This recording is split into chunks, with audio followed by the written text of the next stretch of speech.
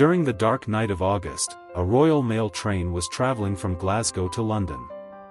In one of the coaches of this train, there were bags full of cash, worth around £67 million today, or roughly 800 crore rupees. The train driver, Jack Mills, was speeding the engine through the darkness of the night. Suddenly, at a crossing, a red signal light appeared. For the driver, this was unusual because at that time and place, a red signal made no sense. However, Jack Mills immediately applied the brakes and stopped the train on the deserted track. For a moment, silence spread everywhere. But behind this silence was hidden a master plan that was about to execute the biggest robbery of the century. The Great Train Robbery, in which the train itself was looted. Welcome once again to Dark Reality Videos. Viewers, this sounds like a movie story. But in real life, robbers carried out suspense-filled planning and looted millions of pounds from a British government train without firing a single shot. Everything began months earlier, when a group of well-known criminals in London sat together to plan a new heist. Bruce Reynolds, the mastermind of this plan, started preparing an extraordinary robbery with his companions. He had secret information about Britain's National Postal Service, Royal Mail. This information came from a senior security officer of Royal Mail whose identity was unknown. The information was that the train traveling from Glasgow to London had a special coach called High Value Packages, or HVP. On a particular day, a huge amount of money would be transported in it. And that was the coach they intended to rob. Bruce Reynolds and his team were experienced criminals. But they had no experience robbing trains. So they involved another London gang in the plan, who had experience in train robberies. This infamous gang was known as the South Coast Raiders. Gradually, the team expanded to more than 15 people. They decided to rob a government train without firing a single shot. But this was no ordinary robbery where you just stop a train and loot it. Months of planning went into it. On the 7th of August in the evening, the train departed from Glasgow Central Station for London. It was scheduled to reach London's Euston Station early the next morning. The train had 12 coaches, and 72 postal staff members were on board to sort mail during the journey. This train was specifically used to transport parcels and post between cities. Therefore, it would drop parcels at different stations without stopping. Whenever a station approached, local postal staff would hang mailbags on special elevated racks. As the train passed slowly through the platform, staff inside would catch the bags using nets. Similarly, outgoing mailbags were dropped onto the platform while the train was still moving. Through this process, mail was distributed without stopping the train. The coach where the robbery would occur was not yet attached to the train. It was safely parked at a railway station, and was known as the HVP coach. It contained large amounts of cash, sent through money orders at that time. Earlier, instructions had been given to install security alarm systems in such coaches. Some coaches had these systems installed, while older ones without alarms were kept in reserve.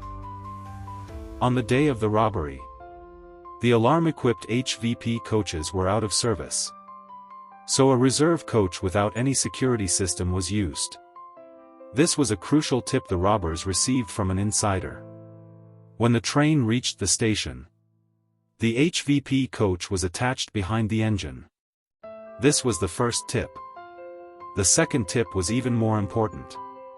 Normally, such coaches carried a certain amount of money. But because the previous week had been a bank holiday weekend, the coach carried nearly 12 times more cash than usual. This was no coincidence for the robbers. They had been planning for months for this exact day. As night fell, they had been planning for months for this exact day. As night fell, the train moved forward with the HVP coach attached. Driver Jack Mills was heading toward his destination. Meanwhile, the robbers were hiding near the railway tracks. Their plan was perfectly set. Around night, one gang member tampered with the crossing signal. He covered the green light and activated the red light using a battery. Then they waited. When the train approached the crossing, the driver was surprised to see the red signal. Still, he stopped the train. Silence spread once again. The assistant driver got down to use the trackside telephone to contact the signalman. But the telephone line had been cut, which was part of the robber's plan. As he turned back, robbers emerged from the bushes and captured him. Others climbed into the engine and tried to overpower the driver. When Jack Mills resisted, he was struck on the head with an iron rod and lost consciousness. At the same time, other gang members detached the first two coaches from the rest of the train. Their plan was to take the train further ahead. About a kilometer away was a bridge, where their truck was waiting. They had brought a retired train driver to operate the engine. Everything had gone according to plan so far. But now they faced their first problem. The driver they brought could not operate the modern engine. So they revived Jack Mills and forced him to drive the train forward.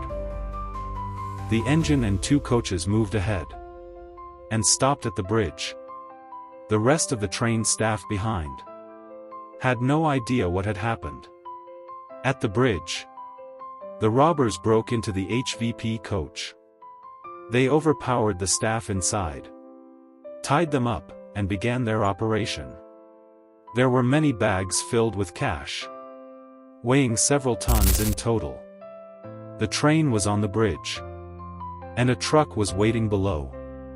They had only 15 minutes. So they formed a human chain and quickly loaded most of the bags into the truck.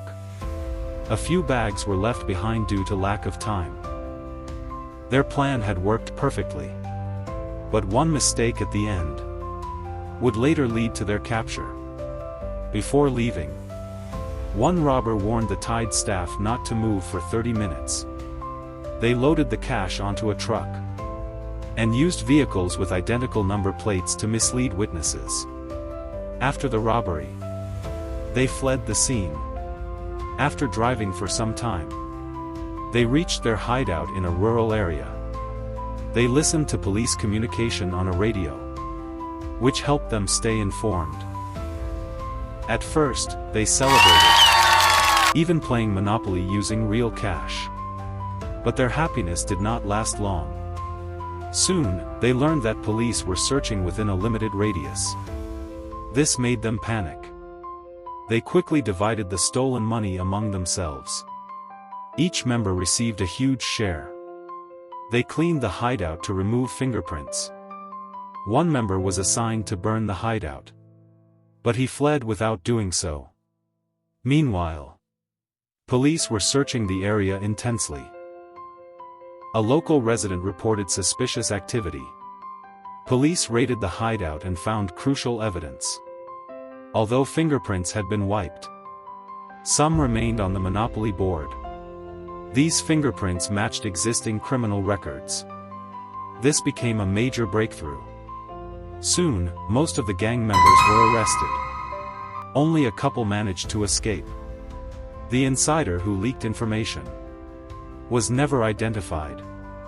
The court declared it the biggest robbery of the century and sentenced most of the gang to long prison terms. The bridge became famously known as the Train Robbers Bridge. Driver Jack Mills never returned to work due to his injuries and trauma. Years later, he passed away. We hope you enjoyed this video. Thank you for your support and comments. See you in the next amazing video.